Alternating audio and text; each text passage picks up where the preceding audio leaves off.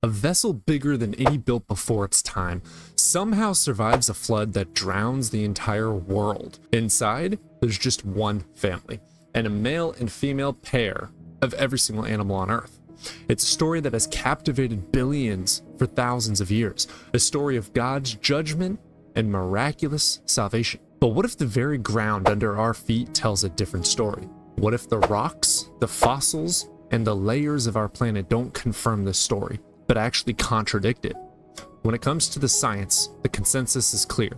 A global flood that submerged even the highest mountains just didn't happen. For one, there isn't nearly enough water on the planet to pull it off, and the geological record shows no evidence for it. So if the flood wasn't global, what's the real story behind this ancient and powerful myth? You'd think an event that supposedly covered the whole planet in water would leave some kind of a mark, right? A massive planet-wide layer of sediment that would be impossible to miss. Yet, geologists have looked everywhere, from the top of the Himalayas to the bottom of the Grand Canyon, and they found nothing like it. Instead, the Earth's geology shows us a long and complicated history written in countless layers of rock. We find ancient deserts where we should find floodplains. Take the Grand Canyon, which some claim was carved out by the receding floodwaters.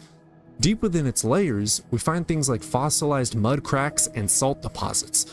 Those features can only form when wet ground dries out and evaporates. That's just not possible in the middle of a worldwide flood.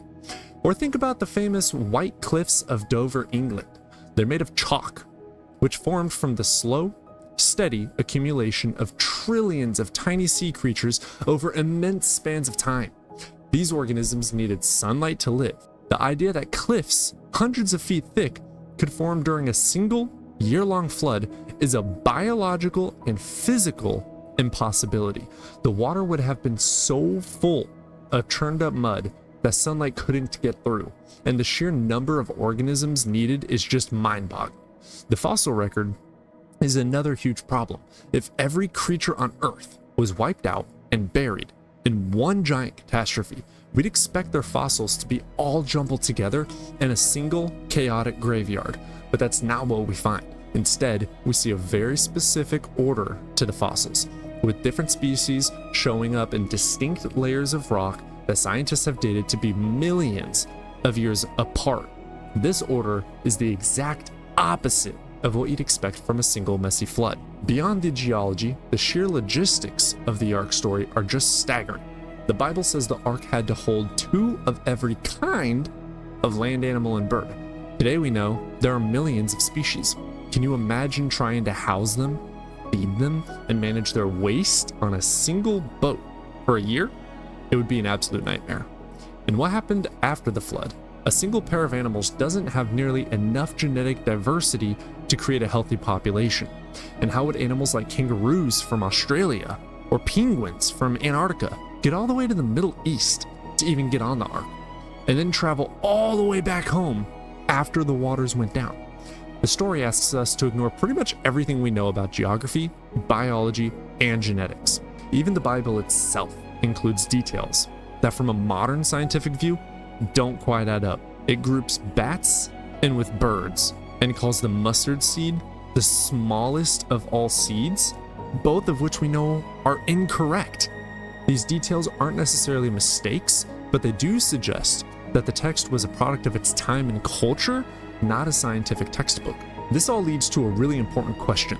If the science doesn't back up a global flood, why is this story so common and so powerful? Let us know what you think in the comments, and if you're finding this interesting, be sure to subscribe and hit that notification bell so you don't miss what we uncover next. Here's the thing about the Noah's story. It's not the first of its kind. In fact, it's actually a bit of a newcomer on the ancient scene. The biblical account, which was likely written down somewhere between 800 and 500 BC, sounds incredibly similar to much older myths from Mesopotamia. The most famous of these is the Epic of Gilgamesh, which was written centuries before the biblical story. It tells of a man named Utnapishtim who gets a warning from a god to build a massive boat to survive a great flood sent to destroy humanity. He builds the boat, he brings animals on board, and he survives the flood. The similarities are just too close to be a coincidence. What these earlier stories tell us is that the Genesis account probably wasn't a literal, unique historical event. It seems to be a Hebrew version of a powerful and well-known regional myth. The writers of the Bible were retelling a story that had been part of their culture for generations, and they infused it with their own theology and meaning. So if a global flood is off the table, could these ancient myths be inspired by a real but smaller event? The geological evidence says a resounding yes. While there's no proof of a worldwide flood, there's tons of evidence for massive regional floods in the ancient world. One of the leading theories centers back on the Black Sea. About 7,500 years ago, near the end of the last ice age, the Black Sea was actually a much smaller freshwater lake, completely cut off from the Mediterranean. But as the ice caps melted, sea levels rose, the Mediterranean Sea broke through the strip of land that is now the Bosporus Strait. Imagine a wall of salt water, hundreds of times more powerful than the Niagara Falls, roaring into the basin. The water level would have risen by feet every single day, swallowing up the coastline and destroying the farming communities that live there. For the people who experienced it, it would have felt like the entire world was drowning. This kind of catastrophic but local event fits the timing and geography of the flood myths really well. Archaeology seems to support this. Around the time this flood might have happened, we see a sudden scattering of people and new cultures moving out of the Black Sea region and into Europe and Asia, which suggests a huge migration away from some kind of a disaster. And in Mesopotamia, where the Tigris and Euphrates River flow, we know that devastating floods were a part of life. Archaeologists digging in that region have found thick layers of flood deposits dating back to around 2100 BCE, giving a clear geological inspiration for the flood stories that started there. The story of Noah's Ark and the Great Flood is a powerful one. It's a narrative of faith, judgment, and hope that has shaped cultures for thousands of years. But the scientific evidence is clear. The flood that covered the entire world simply never happened.